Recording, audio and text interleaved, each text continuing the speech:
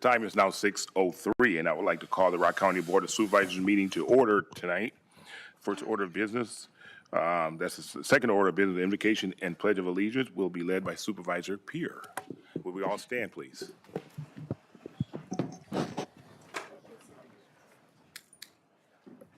Dear Heavenly Father, I just thank you for the joy that I feel here tonight.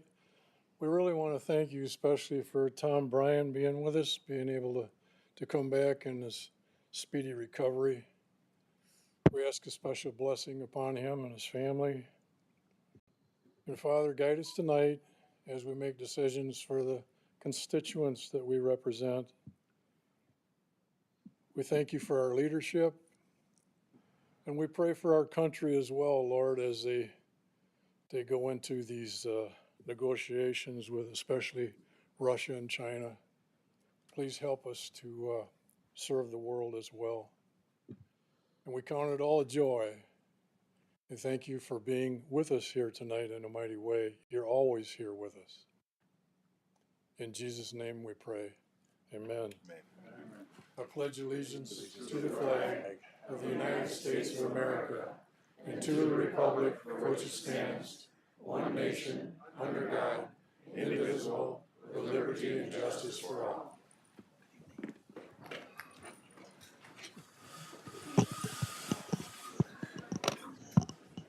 Thank you. Next item of business is roll call, please.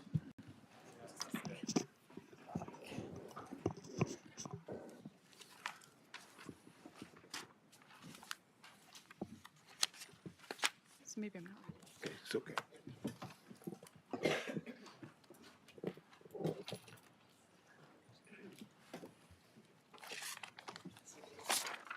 Now I'm ready.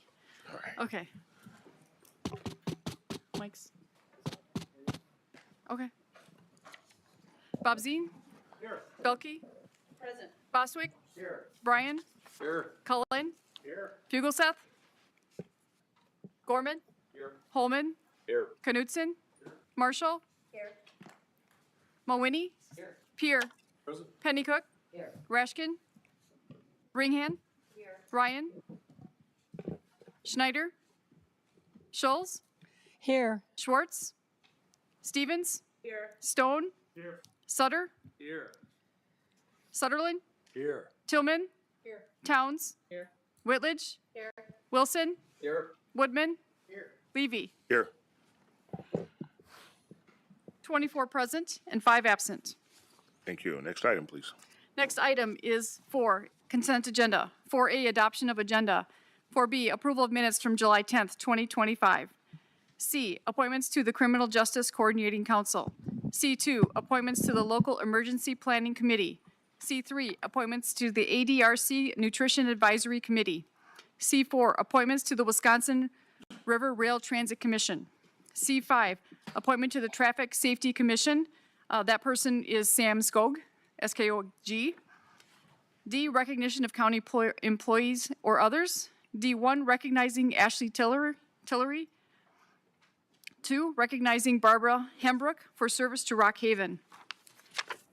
E, other. 1, amending the 2025 Human Services Department budget to accept foster parent grant funds. 2, amending the 2025 Human Services Department budget to accept National Aging and Disability Transportation Stipend. 3, amending the 2025 Human Services Department budget to accept additional Coordinated Services Team Initiative funding. 4, accepting farmland preservation planning grant funds. 5, approving award of the opioid settlement refunds of recovery housing. 6, naming the UW Whitewater at Rock County Medical Sciences Lab the Mercy Health Medical Sciences Hub. 2, amending the 2025 emergency management budget for siren maintenance. Please note, at the last committee, there is an amended, that was handed out to everyone with the new dollar figures.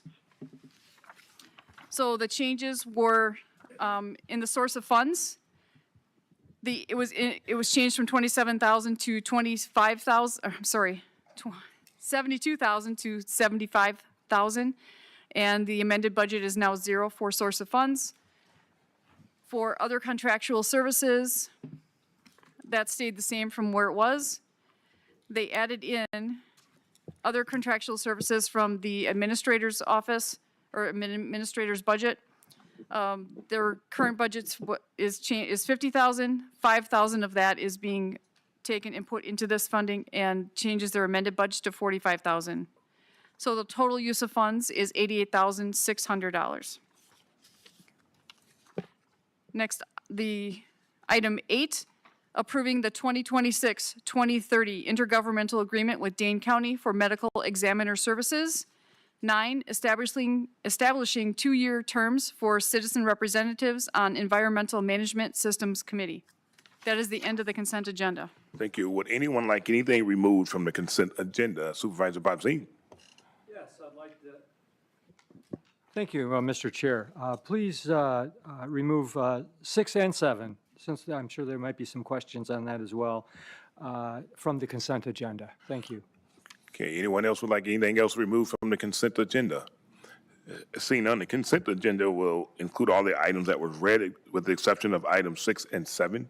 We will remove those from the consent agenda. Can I get an approval of the rest of the consent agenda at this time? Supervisor Bostwick, seconded by Mawini. Questions, comments? Seeing none, all those in favor of approval, say aye. Aye. Any opposed? Hearing none. Next item, please. Next item, public hearing. 5A, amending 3.103 of the Rock County Code of Ordinances, Public Peace and Order, Part 1, Traffic Code, first reading. No, you have to open the public hearing. Right. So at this time, I'd like to open up the public hearing on item 5A this evening. Anyone wishing to speak on item 5A, please step forward at this time. Second call, anyone wishing to speak on item 5A this evening, please step forward. Third and final call, anyone wishing to speak on item 5A this evening, please step forward. Seeing none, that closes the public hearing. Next item, please. Next item, 6, citizen participation, communications, and announcements. So we have several people signed up to speak this evening. You'll be, when you're called, come forward, come through the center aisle to the podium. Please state your name and municipality. You'll be given 2 minutes to speak. First person up is Sarah Williams. On deck is Fred Falk.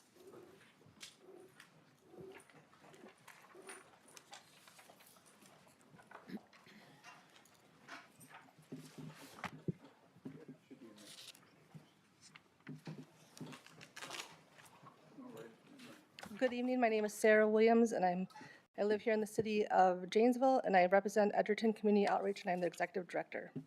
I'm here this evening to ask your support of the resolution to fund the 210 West Fulton Street Veterans Housing Project. In 2022, Edgerton Outreach was notified that the project was awarded $300,000 in home funds, funds that were a key component to completing our project's funding stack. We trusted the process, people, and timeline set forth by the county, yet that grant was rescinded, leaving a gap that has threatened the future of this project, our other housing work that we do, and our agency as a whole. Today, 210 West Fulton Street already houses veterans from Janesville, Edgerton, Milton, and Evansville, men and women who have served our county and call Rock County home. But we need your help to ensure the project is fully sustainable. For 23 years, I've been blessed to serve those in need. Edgerton Outreach has been on the front lines of the greatest reported need in communities coast to coast, which is affordable housing. I believe difficult does not mean impossible.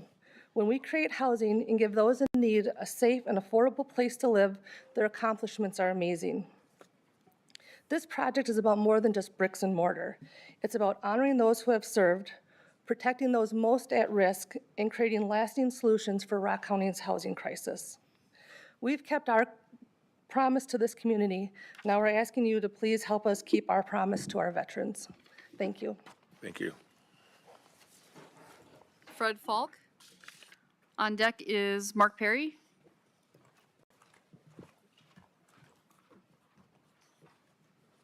I am not seeing Mark, so then on deck is Jim Raymond. Fred Falk, Edgerton, Wisconsin. Mr. Chair, members of the board, Madam Clerk, Mr. Light, and staff. I am one of 103 members of the Edgerton Veterans of Foreign Wars Post 2708. We have been involved with this project literally since day one, now over 4 years ago. Our post donated $100,000 in March of '22 to help spark donations and fuel grant applications. In June of '22, we organized a Hike for Heroes, starting at the Eclipse Center in Beloit and ending at 210 West Fulton Street, the now site for the veterans. It was a 23-mile hike in boots and carrying backpacks. By the way, one of your fellow board members, significant other, hiked with us. Thank you, Janice, for ensuring Gordy had the requisite 60-pound basic load in his ruck, and his boots were spit shined. I can't imagine who must have done that. The hike raised over $175,000. And you may want to warn Gordy, it looks like there might be another one. We've continued efforts to raise funds for the project. I mention this only to demonstrate our commitment to the success of our goal, providing affordable housing for our veterans and a permanent home for our veterans organizations.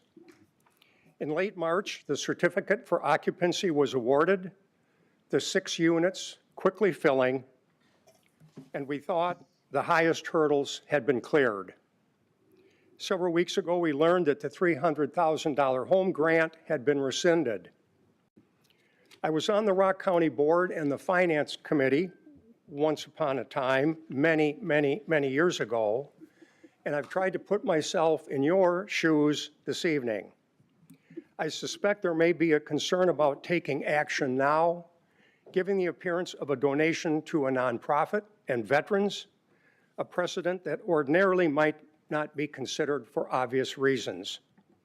But given the facts of this singularly unique occurrence, it seems a reasonable remedy is not just warranted, but justified. In your board materials, you have a resolution that you will soon be voting on. I personally want to thank you in advance for your consideration and hopefully your vote for passage. In closing, I would like to salute you all for your service to Rock County. I know it's not for fame or fortune. Thank you.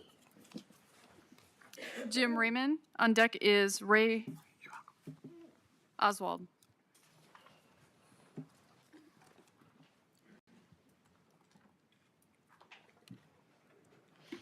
Good evening.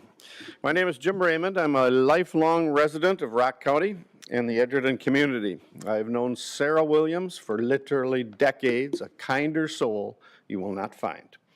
I'm a member of the Edgerton School Board, and I have been at it cumulatively for 30 years in a couple of segments dating clear back to 1984. I have seen firsthand when Edgerton didn't have an outreach program, a time when kids came to school without breakfast. Sarah and her team cured that. I've seen times when kids didn't have the money for backpacks and school supplies. Sarah saw a need, she stepped up. I've seen a time when local vets were homeless. Sarah stepped in the gap, coordinated with local veterans and the city of Edgerton into a group that could take on a major project that none of them could have done individually. This project for housing veterans who have served our country and fallen on hard times would never have gotten off the ground without Edgerton outreach. Isn't that right, Fred Falk? Huh? Because I've heard you say that. Never would have come together without that. You no doubt know the details of the loss of federal funding on this project for veteran housing. We all know that Sarah received county emails confirming the funding would be there and basically saying, just finish the project. Now, $300,000 is a lot of money. It's more money than can be easily raised. Whatever the rationale for withholding this federal grant money was, in my mind, it falls into the category of, it might be legal, but it's not right. I've been around government budgets for many years, and I know that as you finish up a budget year, there are usually funds that can be shifted around to meet shortfalls in other areas. This is a shortfall that needs filling. It will help finish the homeless veterans housing project.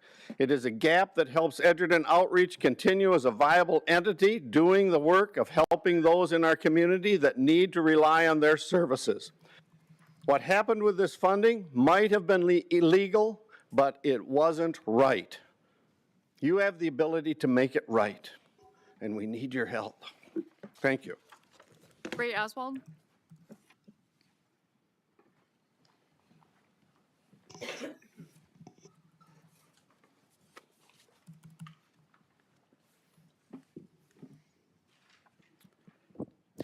Thank you for this opportunity to voice support for the resolution to Edgerton Outreach and the impactful work it does for Rock County. My name is Ray Oswald, President of the Board of Directors for Edgerton Outreach.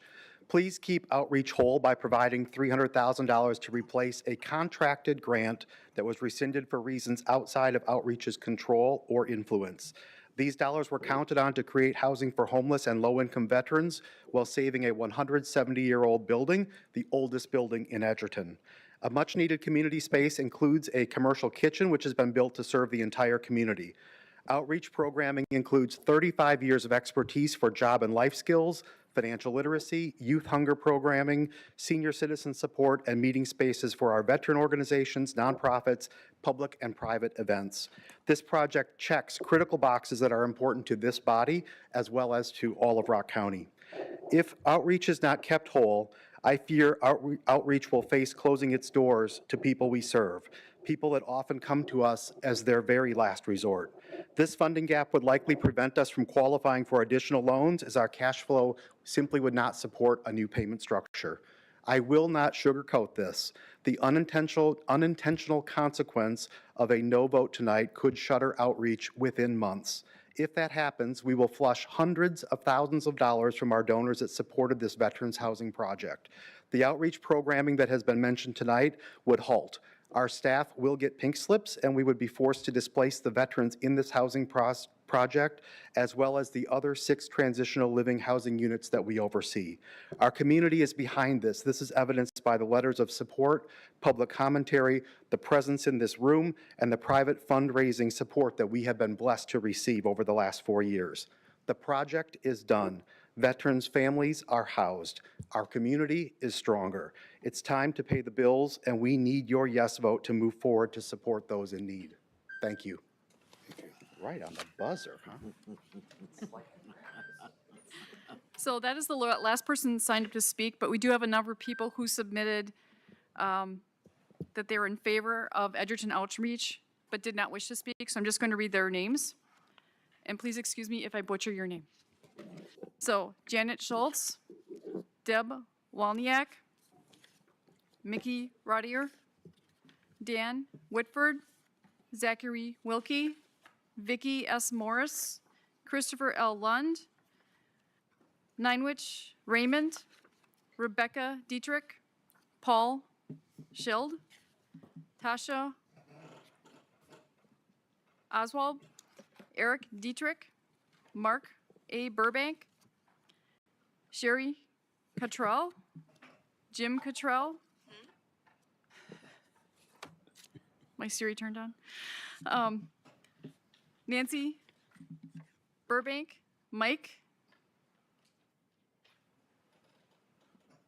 I'm not sure what the last name is. Starts with an A. Thank you. Kathy Klein, Betty Schilt, Amanda, not sure, starts with an L. Norman Felstad, Everett Shumway, Kristen Almo, Cynthia Cheney, Wes Millard, and Troy Bittner. Thank you. Was there anyone else that wishes to speak this evening? Seeing none, is there any communication from supervisors?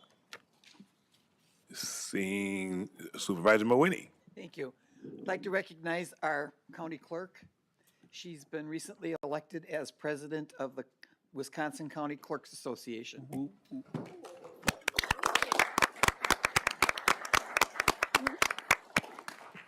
Thank you, Supervisor Mawini, because if you know Lisa, she's probably trying to keep that secret so we wouldn't tell nobody. So I thank you for bringing that to our attention.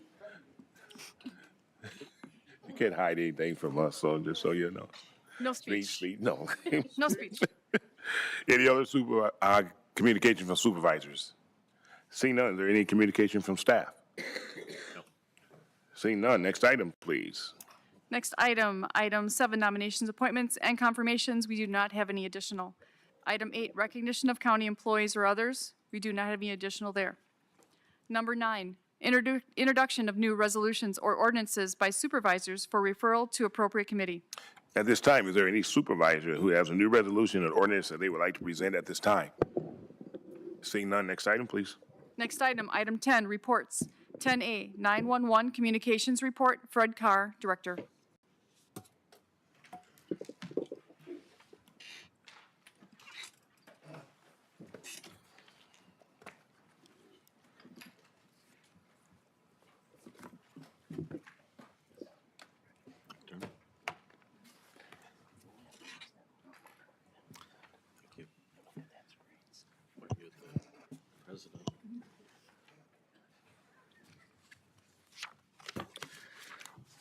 Good evening.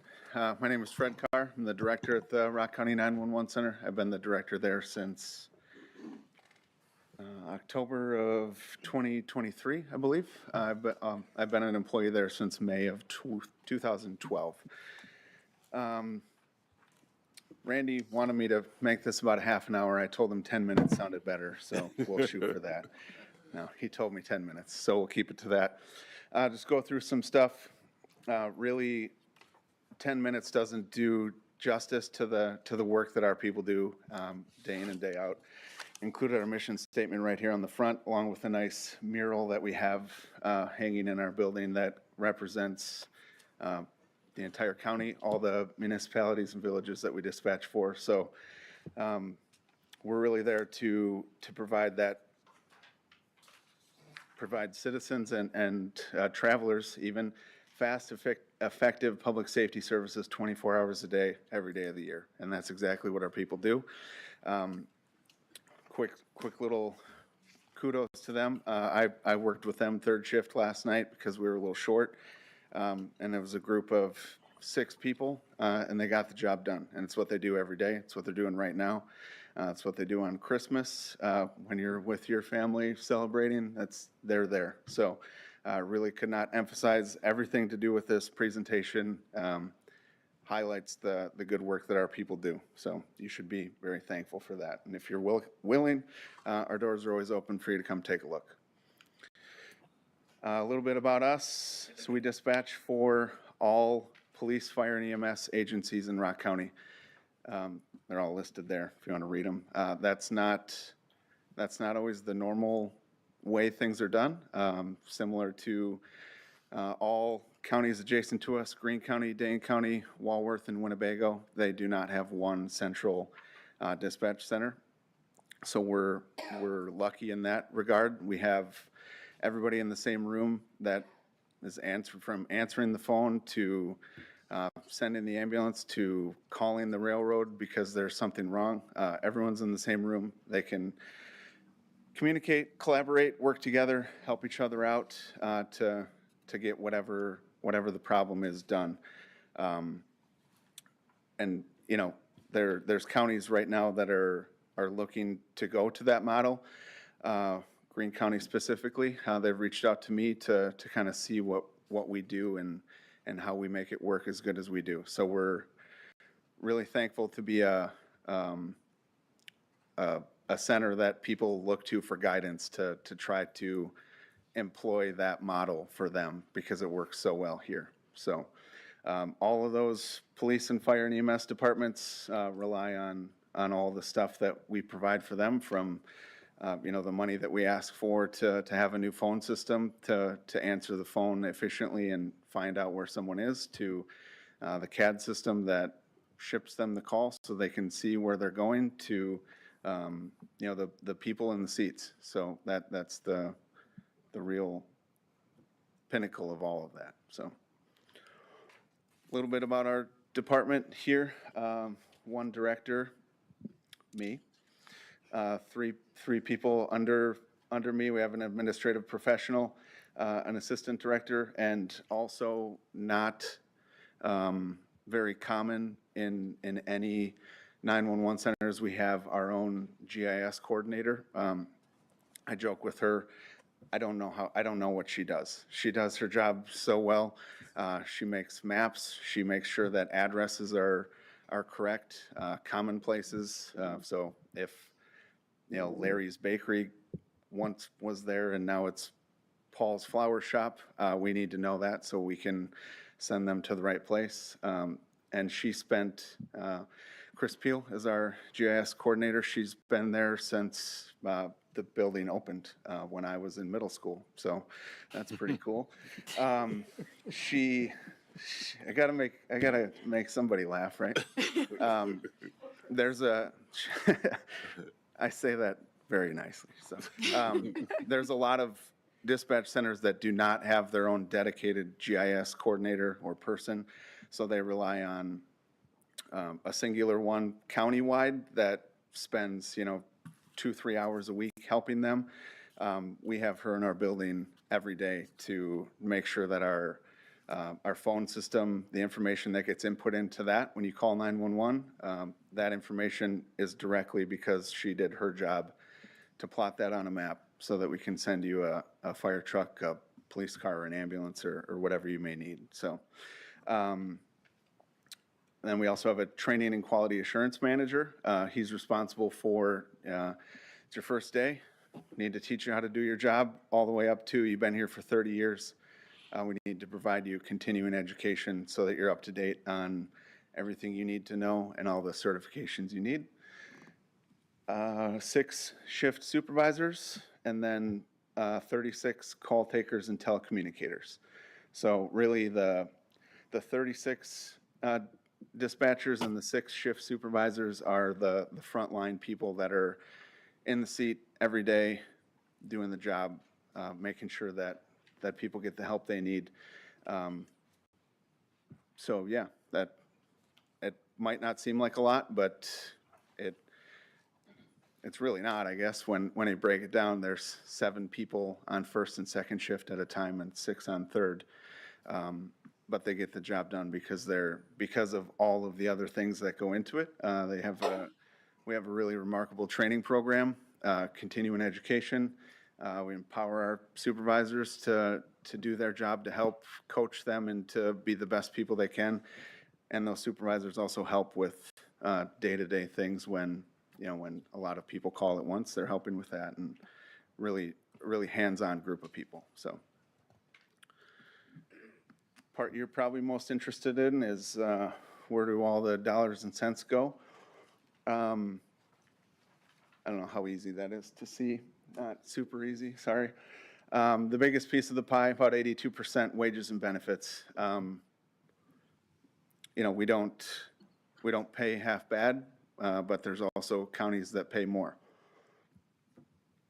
But we retain people because of all the other things we just talked about. So we're really striving to make it more of a family type, close-knit atmosphere of, everyone has each other's backs. We're focusing more on the wellness of our employees because they take the worst calls that you could imagine, and then they have to go right on to the next one. So we're really trying to take that approach to keep people and make sure that they're okay and that they have what they need to succeed.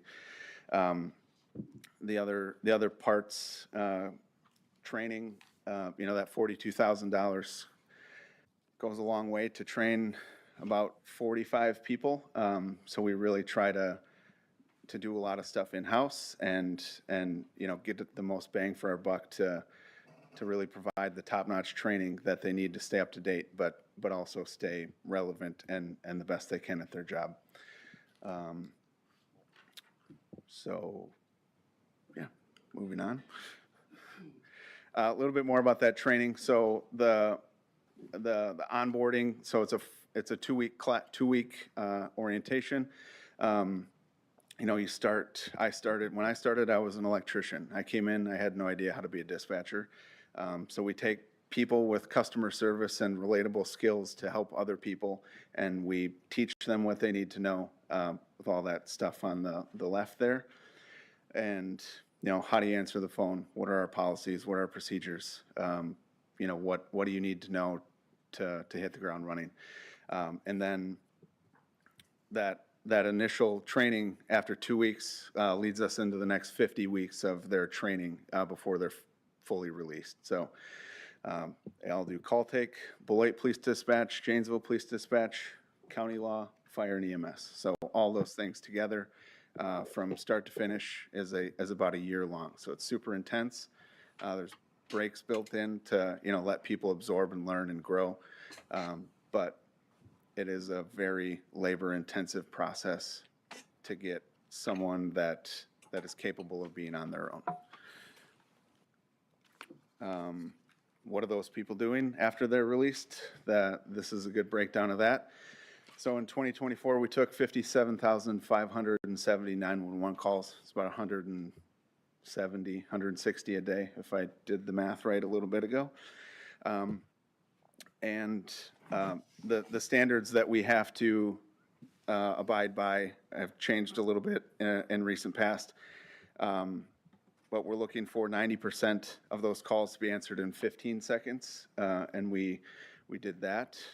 We had 99.5% within the 15-ish seconds, breaking that down. And then 95% within 20 seconds, and we did that already too. So there are, you know, that third category of 21 to 40%, or 21 to 40 seconds with 295 calls. Adds up pretty quick when there's a crash on the interstate or something where a lot of people are calling. And like I mentioned, we only had 6 or 7 people, so they do as best they can to get those calls answered. And the numbers there prove that they do a good job at that. It's just a little bit different of a breakdown on when those calls are coming in. This is total calls, not 911. I'm not that bad at math. So in 2024, we took a total of 276,000 phone calls, and this is the breakdown by the day that happened. So Sundays are a good day to be there because it's really, really slow day to watch the Packers or, you know, do whatever you want. But we have seen a pretty even distribution of text to 911. You can text 911 in Rock County. We had about 932 of those in last year. And 8% of all total of our 911 calls were abandoned. So you accidentally call 911, hang up, we have to call you back. We have to figure out where you are so that someone can go check on you to make sure that you are indeed okay. Guilty of it myself. I did it when I was mowing my lawn and an officer showed up right behind me to compliment my skills. So everybody does it. It's just a nature of having cell phones, but that number has ebbed and flowed a lot in past, but 8% unfortunately isn't that bad. It was a lot higher than that the year before. So I'll be quick here, promise, Randy. And what do those calls translate into? Broken down fire and EMS, or fire, EMS, and then police on the other side. So last year there was 23,825 fire and EMS calls in Rock County that we dispatched, which is 1% more than the year before. But probably really hard to see, but Janesville was the lion's share of that. And then it slowly went down all the way through there. The other side, 240,000 law incidents in 2024, which is 3% less than the year before. That number is higher than the number of calls we take, because on the law enforcement side, there's a lot of self-initiated type calls or traffic stops, or not every law enforcement call is associated with a phone call, so that the dispatcher for that frequency is, you know, dealing with those officers going in and out of traffic stops or security checks, or going out with people walking down the road, or whatever that may be. So, but again, that's a lot of calls that keeps people very busy throughout the day. So again, goes back to the training. You know, we're not seeing a total decrease in calls, but, you know, put those two together, you're at, you know, north of 260,000 incidents a year that we are responsible for dispatching, and that's a big lift for a smallish group of people. What does the future hold for us? We're, kind of short-term, nearsighted. We're continuing to work on hiring and retention and improve our employee well-being. Turnover has been a huge part of our center since I started, and, we're trying to slow that a little bit. There's some people that won't stay because it's sometimes not the funnest place to work dealing with the calls we take. But if we can, empower them and work with them and give them the stuff they need to be mentally and physically healthy, that'll help for sure to help that retention. Capital improvements, outside of people, we need computers, generators, UPS stuff the power went out at my house this morning. I don't have a generator or UPS, so it was a little warm. But, that's the stuff we need for the technology that works. We're running air conditioners in January when it's 20 below because a data room gets pretty hot. So we need that stuff to go, and the radios to keep improving talking to people. So, and then technology, which is definitely not my strong suit, but what's the trend of what people are doing? AI's everywhere, but what does that mean for us? They're coming out with transcription, translation, real-time things that happen every second of every call that we take, which improves our quality assurance capabilities, turning people into better dispatchers and call takers, and improves efficiency and the correctness of what we're doing. And then finally, what does remote work look like from there's people already that are remote call taking in other places. We're not there yet, but if there was a disaster that took out our building where we had to think outside that box and do it, how can we be ready for that? And what do we do when the things we don't expect happen? So just a couple pictures of our people. So I'll leave you with that. And if anybody has any questions, I'd entertain those. Any questions? Supervisor Peer.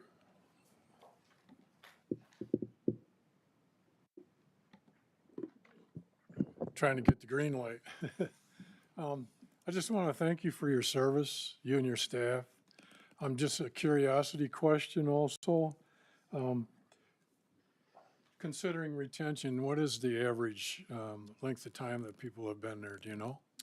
Yeah, so the bottom, I guess if you look at our seniority in thirds, the 0 to 4 years batch of people, and then 4 to 10, and then 10 plus, that 0 to 4 is churning pretty frequently. That I think it was about 8% turnover last year. So we can't. It's not going to be for everybody, and we can't control that. But the people that we can help and give some extra training, some extra help, some extra guidance, if we can devote 2-3 weeks more to them to get it to stick and feel comfortable, that'll pay off in the long run. So it's really that group of people that we're focusing on. Yeah. Supervisor Tillman.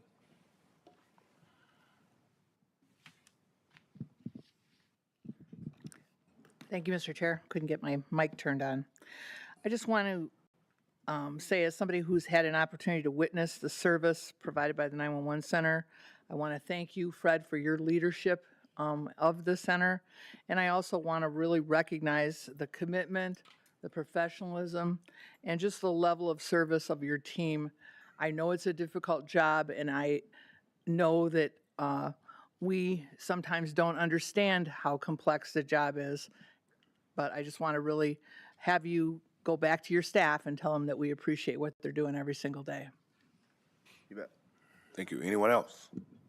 Seeing none, thank you very much. Next item, please. Next item is item 11, new business. 11A, supplementary appropriations and budget changes. We do not have any. under contracts, we are going to do 4E7 that was moved off consent agenda. That is amending the 2025 emergency management budget for siren maintenance. Is there a motion for that? Motion by Tillman. Is there a second? Second by Knutson. And with this, we will have Supervisor Tillman. Okay, you have the. Sorry, my mic is acting up. You have the amended 2025 emergency management siren maintenance resolution in front of you. We did make some changes to the funding sources and amounts, and Lisa covered those with us at the beginning of the meeting. I know that Director Warnett is here if there are any specific questions about the sirens themselves. I can't not emphasize how important it is that we have the sirens in good working order, and we do know that our siren life is getting to the end of the life cycle with some of these sirens. Thank you. Are there any questions? Comments? Seeing none, I would like to do this one by roll call, please. Please vote at this time.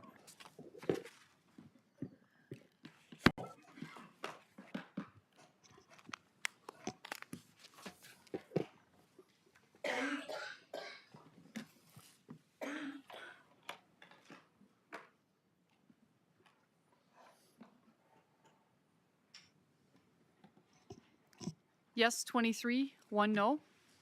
Thank you. That passes. Next item, please. Next item is, we're going to 4E6, naming of the UW Whitewater at Rock County Medical Services Lab and Mercy Health Medical Sciences Hub. Is there a motion? Motion by Supervisor Babzine. Is there a second? Second by Supervisor Cullen. Any, with this one? Supervisor Cullen or Wilson? Go with Wilson.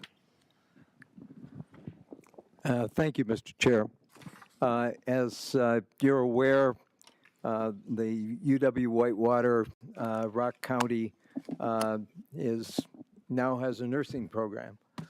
This is a wonderful addition to and a vastly needed addition to our community. We know from experience the difficulty of finding trained nursing staff. The relationship with UW Whitewater Rock County is a little bit of an odd one in that Rock County owns the property, but UW funds most of what happens there. The development of the nursing facilities was put together with a number of fund sources. The dean of the University of Whitewater Rock County, who used to be a county board member, by the way, was very active in trying to capture private dollars.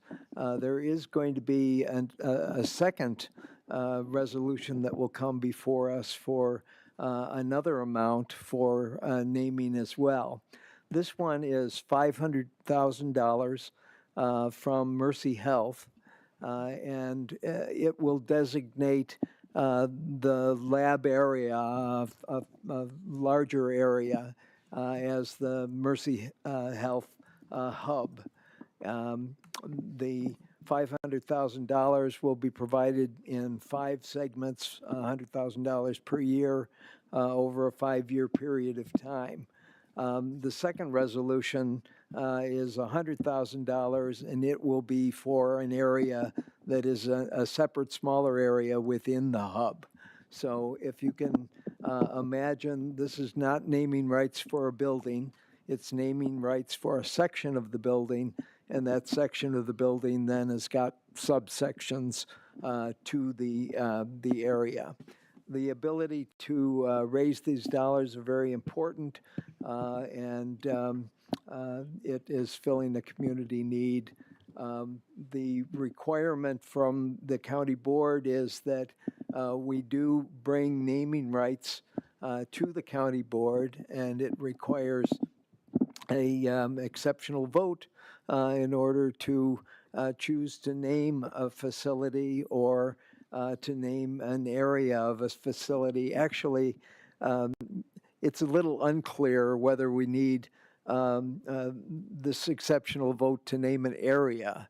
You can read it to suggest that the only requirement would be for naming the whole building. This is not naming the whole building, but it was felt that it was a significant enough thing that it should come before the county board.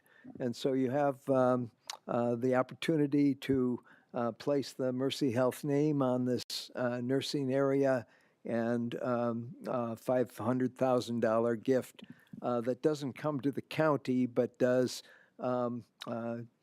take care of the expenses or some of the expenses in creating the nursing area.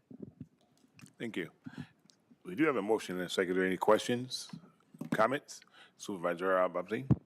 Thank you, Mr. Chair. Just a comment. I toured the facility out there, and it's a state-of-the-art, fantastic facility. Dean Clausen is here if anybody has any questions. But I had some questions of her. She answered very thoroughly, very succinctly, and I'm very satisfied with naming this portion of Allen Hall out at URock, UW Rock County, UW Whitewater at Rock County, and it's basically the ground floor level of the building, and it's a number of rooms, but it's quite a space, and again, we help pay for it because it's county grounds, and I think. This gift was wonderful. Thank you. Okay, any other questions, comments? We do have a motion and a second. All those in favor, let's go to a roll call for this.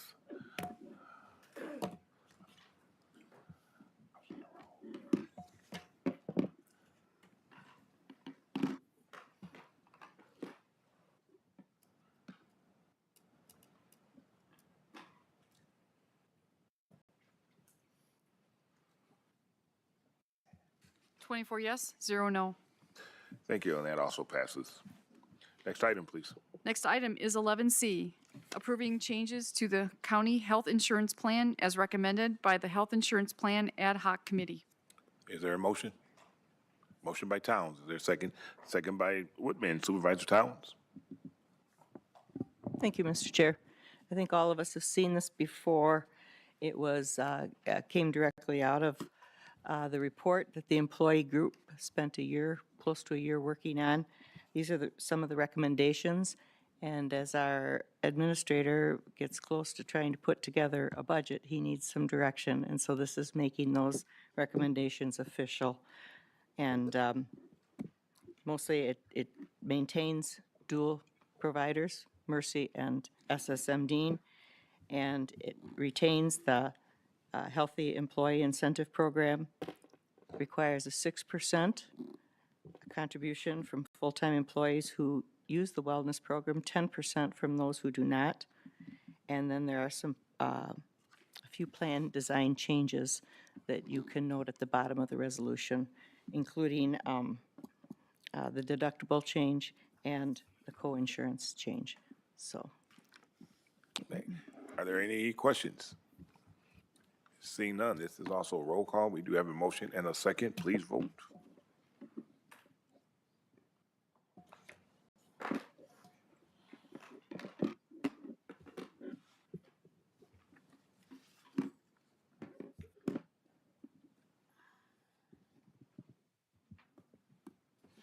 Twenty-four yes, 0 no. Thank you.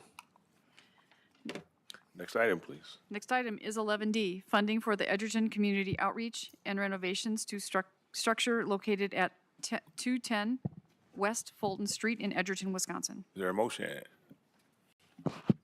Motion by Brian, second by Towns. And with this one, Supervisor Towns?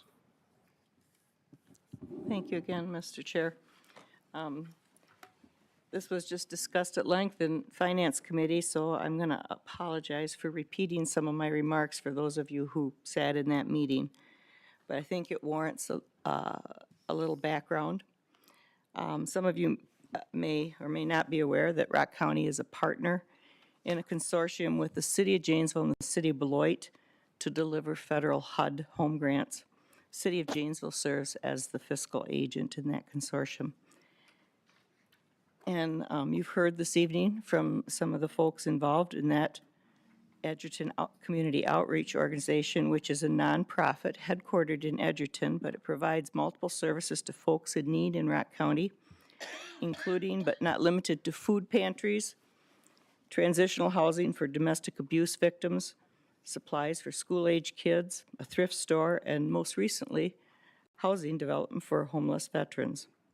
This most recent effort, the Veterans Housing, was an effort to renovate and remodel the oldest building in downtown Edgerton to provide 6 modest apartments for homeless and low-income veterans, as well as providing a community space and kitchen to be used by groups who were in cooperation with the VFW and the American Legion Post, the local post, and it was a financial commitment by many local individuals and businesses when they saw an obvious need.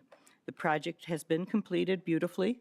All of the apartments are now affordably rented to veterans who are living around the county in places like their vehicles or even in the woods outside of Newville.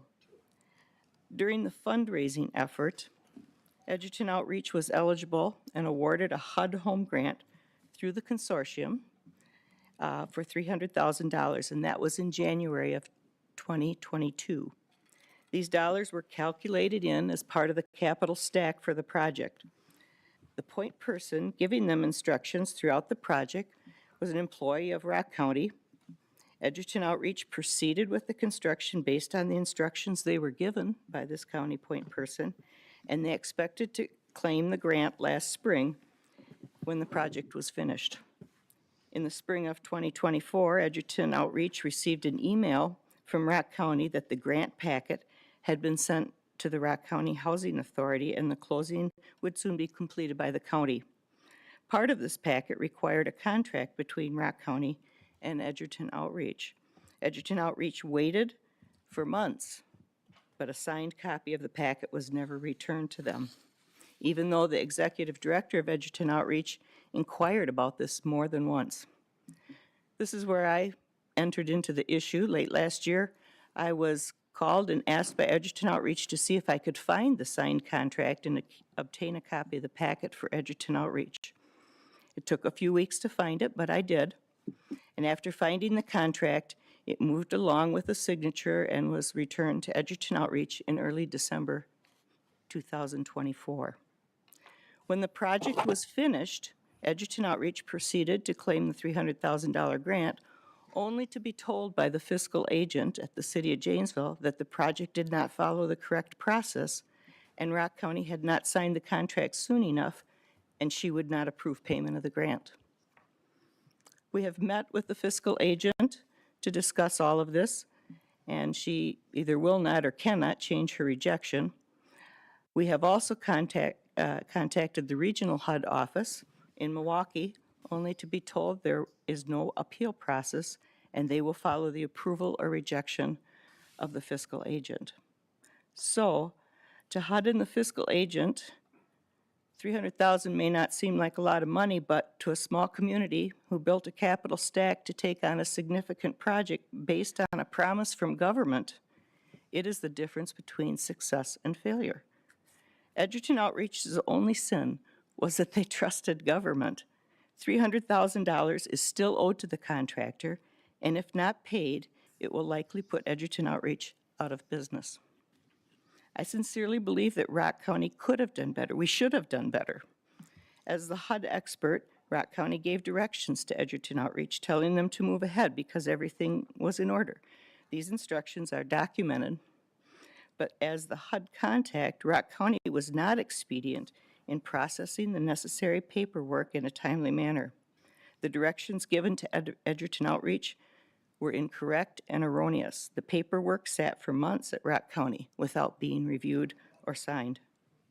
I sincerely believe that if Rock County had been judicious and timely in their participation, the HUD grant would have been paid out without any questions. This issue is before us tonight because Rock County did not perform its duties in the manner that was expected. I would ask you to consider what is the right thing to do in this situation. We talk a lot on this board about supporting housing for homeless people and supporting programs that help veterans in needs. This is a time to not just talk, but to act. And I think we need to carry out the county's responsibility to get this project over the finish line. And I would urge you to support this resolution.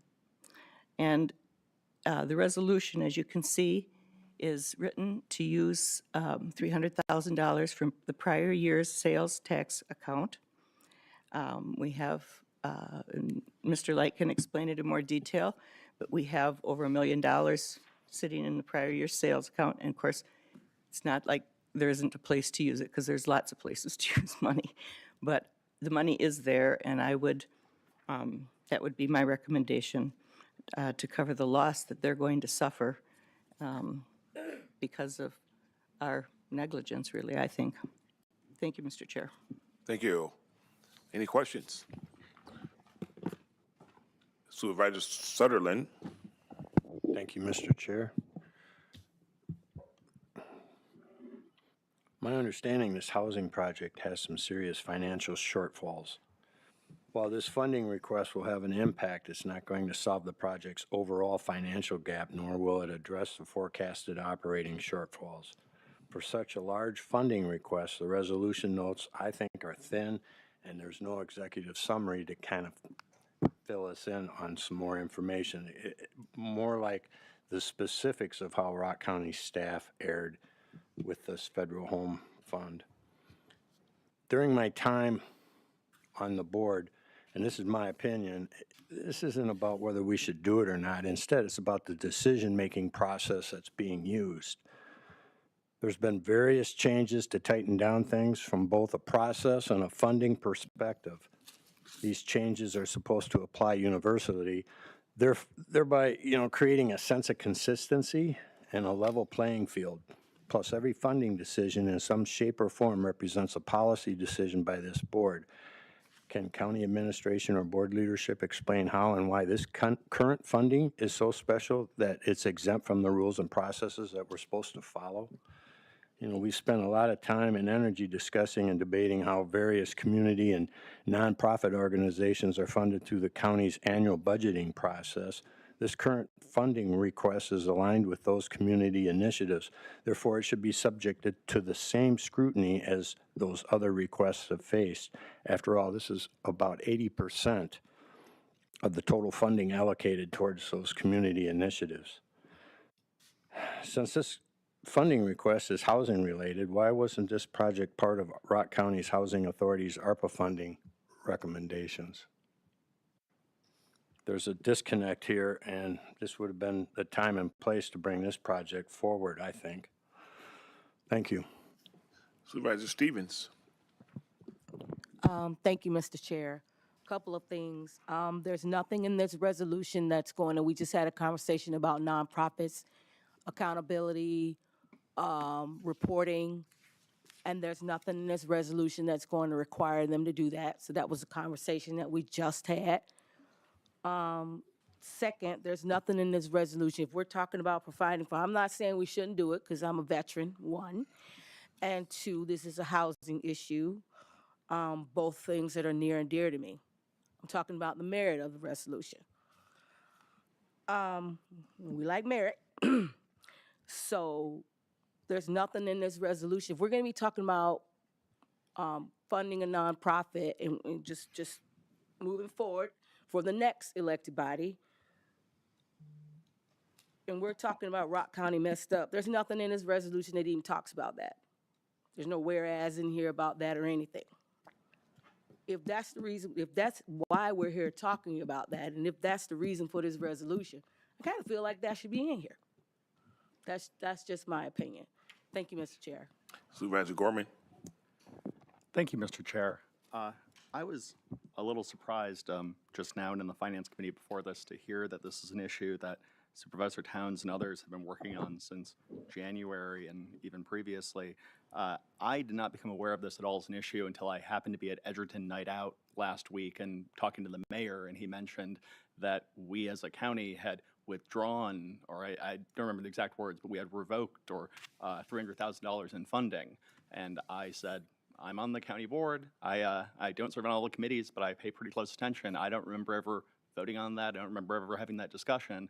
And then just on Friday, I became aware of this situation. And I want to be very clear. This is a very worthy project. It's a beautiful project. It serves an essential community need. I support affordable housing. I support our veterans. But and I wish we had had more time and had more details on this. Because I have two real questions that I come away with. From reading the materials, it seems like there is an $800,000 shortfall, not a $300,000 shortfall. And I understand that even if we were to give our $300,000, I would, if there's anyone here who has some assurances and can tell us what the plan is to get that extra $500,000, what the plan is to secure operating expenses, because while this is a project I very much support, we all have a duty to the taxpayers of this county, and this is not ARPA federal money we're talking about. This is property taxpayer sales tax revenue from our Rock County citizens. And I don't want a situation where we spend $300,000 tonight and then hear that Edgerton Outreach is still closed, that this project can't go forward because there is not assurances of where to get that extra $500,000. And I also, so I would love an answer to that question. Also, repeatedly in the letters and in testimony, and as Supervisor Towns has spoken, I've heard things about a contract being awarded, then that contract being rescinded, that we had a contract of some kind with them, and then that the grant was awarded, but then when they claimed it, it wasn't able to be. I just kind of need to know the actual timeline of what happened, what actual obligation we were under, because it really sounds like from how Supervisor Towns is framing this, that one of our county employees or several county employees made a mistake that justifies spending $300,000 in taxpayer money. And I feel like I do not have enough of an explanation and a timeline for why we have, even if we didn't commit I know she said negligent, the attorney can speak to whether or not we were negligent, but I will need some real evidence of a real moral failing and a real moral obligation on our part in order to approve this. And I just, while I'm incredibly sympathetic with the community members, and this is a wonderful project, I just haven't gotten that evidence. And this seems like an incredibly short timeline to be making a $300,000 decision when we're talking about, like, this is 1/8 of the money required to keep Rock Haven open for the next year, if we don't cut it, which I know some people might be talking about. So I know I've gone on for a bit. If anyone can answer the questions I posed, that'd be great. But it just really pains me to have such a wonderful project have such gaps of information around it right now. Thank you, Chair. Thank you. Supervisor Woodman? Thank you, Mr. Chair. I too have some reservations about this, but I also want to know the accountability of it.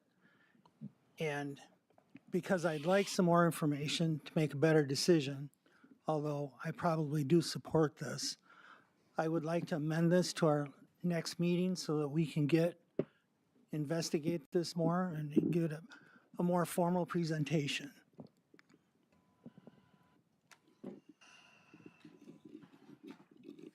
So are you putting that, And I'm moving to postpone this till our next meeting. so we have a motion to postpone to our next meeting. There's a second. Supervisor Whitledge, any questions or comments on that? We're speaking on the postponement of the, postponing this to our next meeting. Is there any questions, comments, or discussion on that?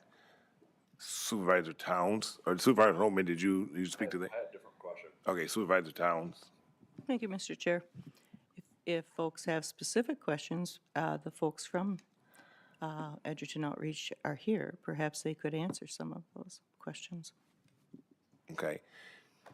So we do have, okay, so so we have my motion and a second to postpone to our next meeting. And so what I'm thinking here is we can vote on that, and if we move forward and vote on that, then the discussion will move into the next meeting. However, if we vote that down, then it comes back to the original discussion to where we can possibly have the people from Edgerton come forward and speak and address the questions that Supervisor Gorman have and a couple of other people. So I want to move forward, first of all, with the motion to postpone. So there's a motion and a second. Am I correct? Yep. Okay, there's a motion and a second on the floor to postpone this to our next discussion. Is there any more discussion or questions or comments on the postponement to the next meeting? If not, Supervisor Cullen? Thank you, Mr. Chair. I agree with Mr. Gorman on this. There's $300,000 sitting out there someplace, and nobody wants to tell us where it is, or if we've even tried to go get it. So I think we need more information. We've mentioned that a couple of people have been responsible in Rock County. We're being real kind to them by not naming them tonight. So I think we should postpone until we have certain questions answered, and I totally am for postponing it until we get more information. Okay, there is a motion and a second. Any more questions or comments on the postponement? Supervisor Holman? No, I had a question actually before the postponement, but. Right, so it was before the postponement, and before I got you is when Supervisor Woodman, who was recognized before you, said let's postpone, which takes precedence over your question unless the postponement gets voted down, and we come back, then I can go to you for your question on the original motion. So and Supervisor Schultz. Yes. Before I vote on postponing anything, I would like to hear from them to see what they have to say now. There's, at this particular moment, unless the vote for the postponement gets voted down, it will be postponed to the next meeting. However, if the motion for the postponement gets voted down, it brings us back to the original question, and then we can have them come up and speak. But as of right now, the only question that's on the table is the postponement. So we have a motion and a second to postpone it into our next meeting. And Randy or John or Elisa, do we have that date for the next meeting? I think it's September 10th. Yes. So this in fact, if we vote for this and it's in favor, and it passes, it will be at our September 10th meeting. Or 11th, I'm sorry. September 11th meeting. That's okay. Everybody clear? So we're voting strictly on the postponement, not on the merits. Okay? Any other questions or comments? Let's do this by roll call. Please vote.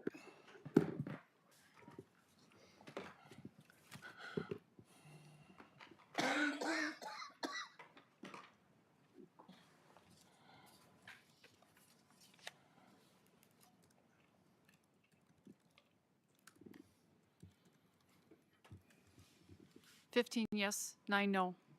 Okay, so this is postponed then until our next meeting, which is September 11th.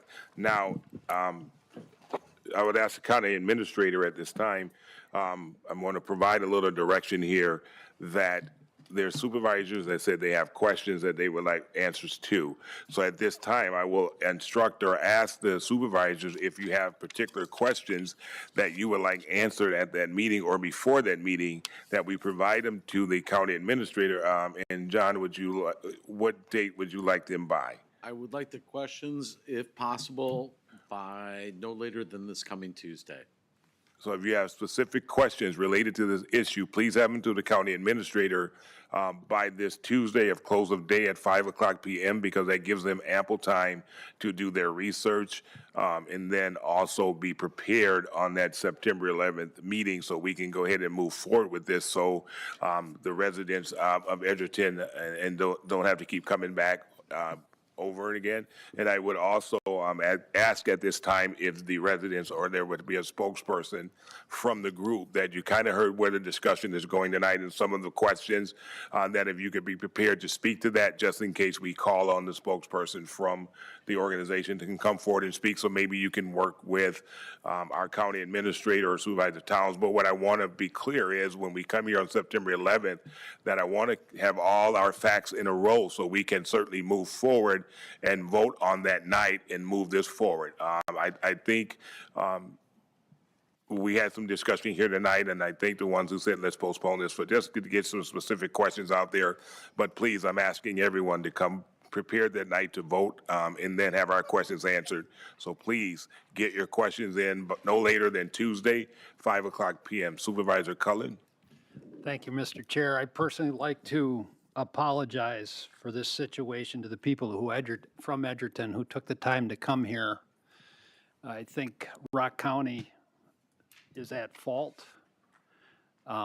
And I apologize for the inconvenience of you going through this, but at the same time, we have an obligation to try to find the proper answers. So I apologize for any inconvenience. And thank you. And we're speaking as the chair and as the board. I also appreciate the individuals from Edgerton coming forward tonight and speaking forward. But I encourage you to make sure that, come back and make sure we do this. One thing that as the chairperson that I've always stressed to this board, that when we vote on a matter, that I want to make sure that we are all clear. So when we vote, we all can vote clear with all the information that we have, and no one leaves here and say, I didn't have all the information. So that's another reason why we're kind of postponing it, so everyone can get their questions answered. So when they vote, they have all the information they make to have a good, valid, sound decision or vote. So when they walk away from the table, they can say, I had all the information and I made the right vote. So that's one of the reasons why we're doing it. But I thank you all for coming here this evening. And and John, I'm sure you, or Supervisor Towns, I'm sure you have a contact person that we can kind of work with on that. Thank you very much for that. Next item, please. Next item, 11E, executive session per Wisconsin statute 19.18 sub G, to confer with legal counsel for the governmental body who is rendering oral or written advice concerning strategy to be adopted by the body with respect to litigation in which it is or is likely to become involved. Sharon Travis. This is a motion to go into close. Supervisor Boswick, second by Supervisor Knutson. This is roll call, please.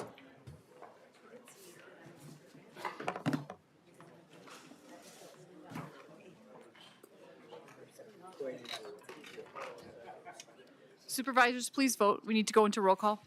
We need a vote to go into closed session, so please vote. Well, this last one's not tricky. This last one's not tricky. Oh, sure, that one. Supervisor Gorman, We're voting to go into close. Supervisor Towns. Can you vote? Supervisor Schultz, We need to make sure. can you vote?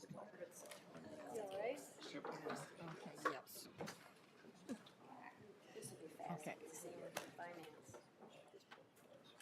I am just so steamed right. 24-0 to go into executive session. Thank you.